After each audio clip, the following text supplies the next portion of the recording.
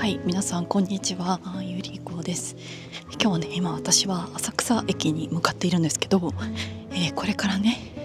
浅草でみさちゃんと一緒に、コスプレとか言って、おいらのねコスプレをする会が今日はあります。今日はね、ちょっと朝から撮影があったりとか、いろいろ忙しくしていたので、今ね、ようやくちょ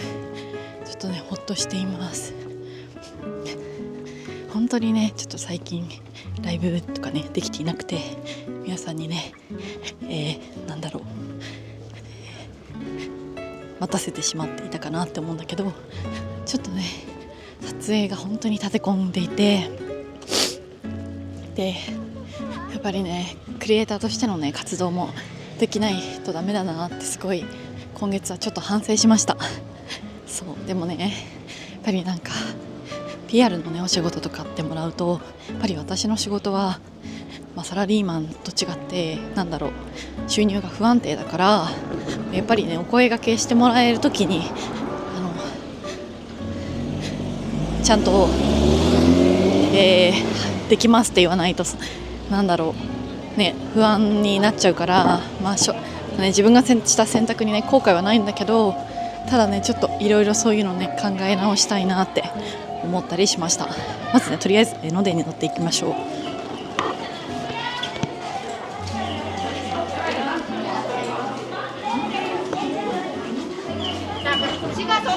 彩りフォト浅草さんにやってきました。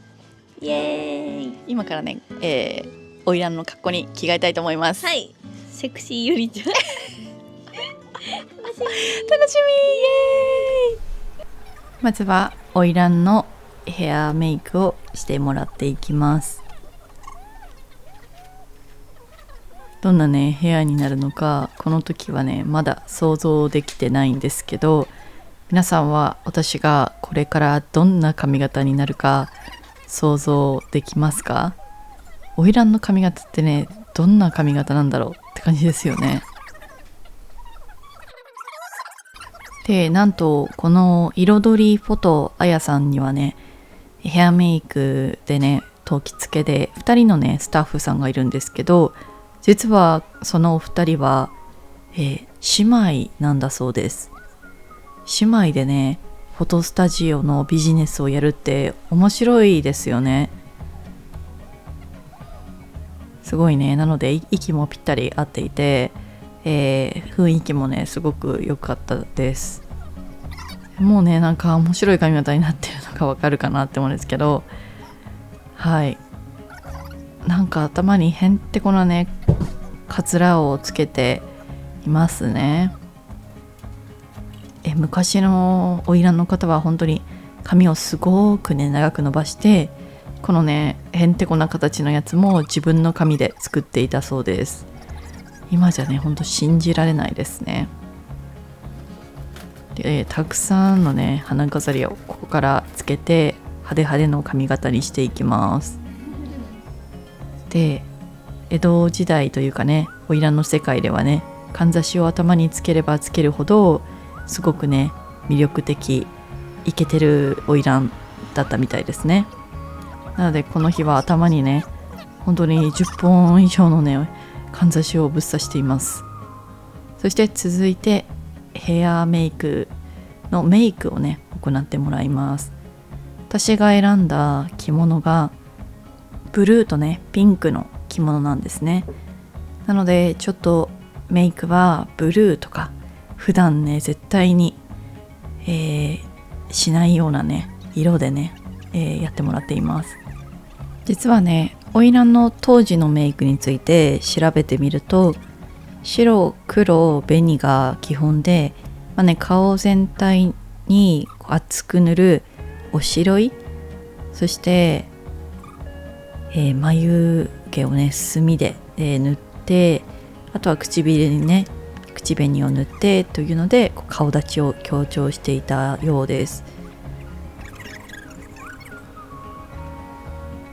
花魁はね若さを強調するためにねお歯黒だったりとか引き眉っていうことはしていなかったようです。で、眉はね顔の印象を大きく左右するので、細い眉毛だったり太い眉毛だったりいろんな形がね流行していたみたいです。で唇には笹色紅っていうのがね流行したみたいですね。あとは目尻に赤色を少しだけ入れることで色気を演出することもあったみたいです。花魁のメイクは当時の女性たちの間で流行の最先端だったみたいで、庶民もね花魁のスタイルを真似していました。本当ですね、すごい。でも確かにカメラ越しとかで見ると、そうなんですよ。意外と写真写したら多分なんかもう普通だなみたいな見慣れてきたね。鏡見るとまだってなりますけど、カメラ越しでる頃にはもう普段メイクぐらいの程度。さて着物も着付けていただきます。ということでね、はい、すべてがね終わった私の姿、そしてこれから着物を着るみざちゃんの姿です。すごい頭にねモリモリですね。はい。でここから写真撮影が始まっていきます。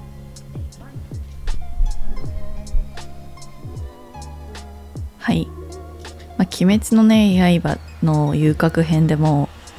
吉原とかって出てくるかなって思うんですけど、そもそもねそういったね遊女ってねいつからいるのっていうね歴史について簡単に調べたので皆さんに共有したいと思います。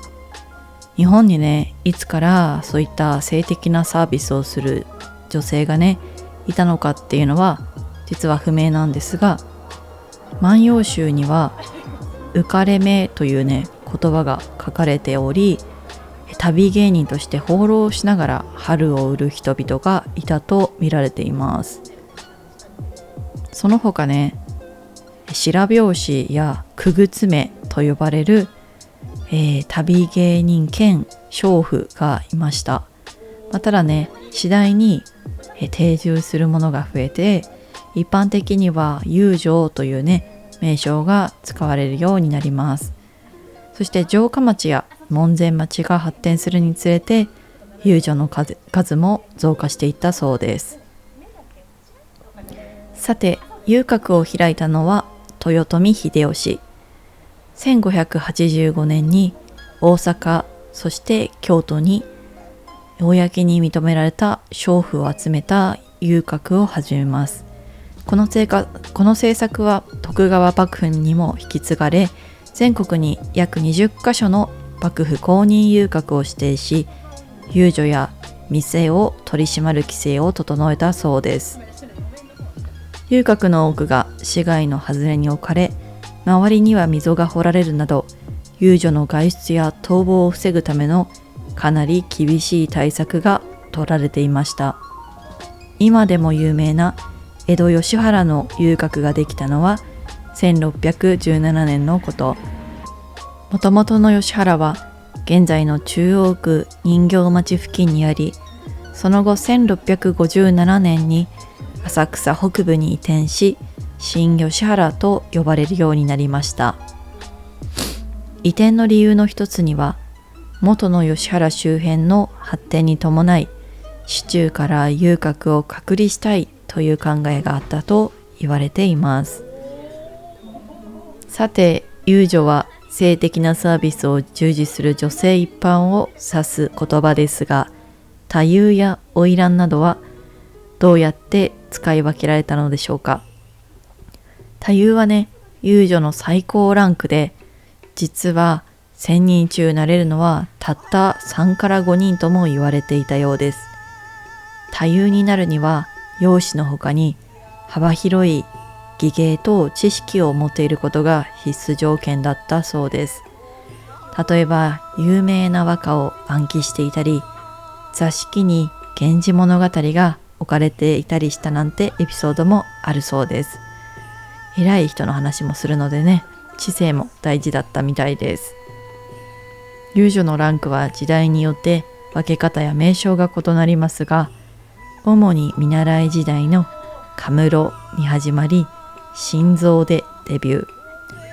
橋女郎、囲い、お食、孔子などを経て太夫へとステップアップしていきます。ちなみに女郎は遊女の別称として使われていました。では花魁はどのランクを指すのかというと、実は花魁は職名ではないため具体的なランクは決まっていないそうです。江戸中期以降は客層の変化により数が少なくなってしまった太夫に代わり、三茶というね、新しいランクが台頭したようです。三茶は太夫の2つ下あたりですが、次第に数を増やし、三茶の中でも客引きをしなくてもいい最上格の遊女が花魁と言われるようになったのが始まりです。花魁道中が始まったのも江戸中期以降のようです。遊郭の文化は粋やね、通といった美学の基盤を作り、遊郭での出来事を題材としたシャレ本や人形浄瑠璃の真鍮ブームが生まれました。遊女はね、そしてね、遊郭は江戸の女子たちにも流行に影響を与えていました。浮世絵に多く描かれていた遊女たちはいわばファッションリーダーだったとも言われています。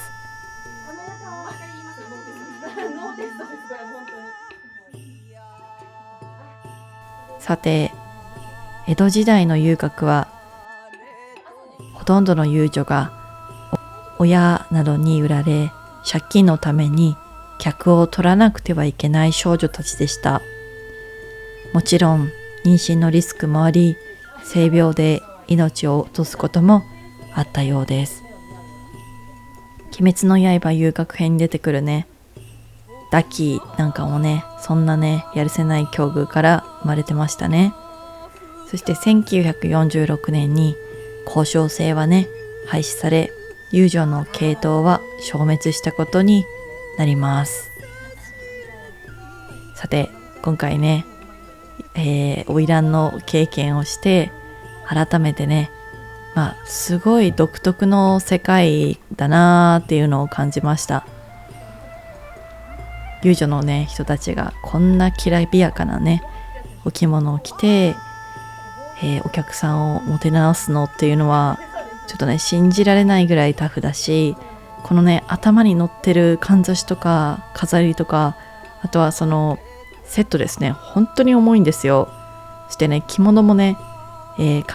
想像してみてほしいのは、すんごい重い日本の布団を体に巻きつけてるみたいなね、それぐらい重いんですよね。でも花魁道中って言って、そのね、高い下駄を履いて街中を歩くイベントとかもあるんですけど、そういうことをね、何の苦労のね、様子もなしに当時やっていた花魁の人たちは本当にね、すごい人たちだなーって今回ね、体験して思いました。実はこの彩りポトアヤさんではね、男性のプランもありますし、もし皆さんが男性でも女性に女装することができるそうです。これは結構新しいですよね。だから皆さんの中でもし、花魁になってみたいっていうね、フォロワーさんがいたら、ぜひこのね、花魁体験してもらいたいです。